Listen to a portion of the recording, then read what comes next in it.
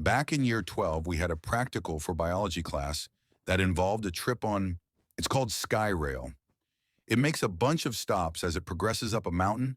We were to collect samples at each place and compare them to the final location atop the mountain. The final location was a 20 to 30-minute walk from the top of the SkyRail through a town. The teachers walked us to the final spot and told us that we were to be at the SkyRail sometime later, and then went to the town to have coffee. When we were supposed to meet up back at the SkyRail, everyone was there except for two from the six guys from the cart we rode up in.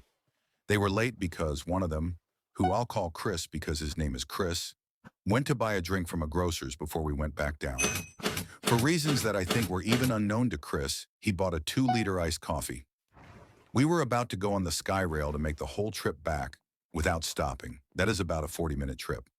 At this point, Chris was told that he couldn't take food or drinks onto the SkyRail. Without a second thought, he replied, "No problem," and had started drinking it without breath, between words and gulps. He ended up downing it with impressive speed, barely holding up the line to the SkyRail. He finished the last drop as he set foot onto the little cart, which boards in a ski lift manner, constantly rotates without stop. Immediately as the cart frees itself from the guide rail, it starts to sway. As soon as the cart sways, as quietly as a man on his deathbed, Chris states with obvious fear, "I shouldn't have drank that milk." In unison, the other 5 of us in the what seemed to be getting smaller cart replied, "You're fucked."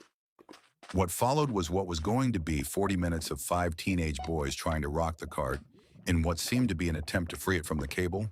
What happened was about 15 minutes of rocking in which a teary-eyed Chris nearly found his lunch thrice before releasing all the rage of Hades in the form of stomach bile, consequently testing the optimistically named drainage system of the tiny sky cart.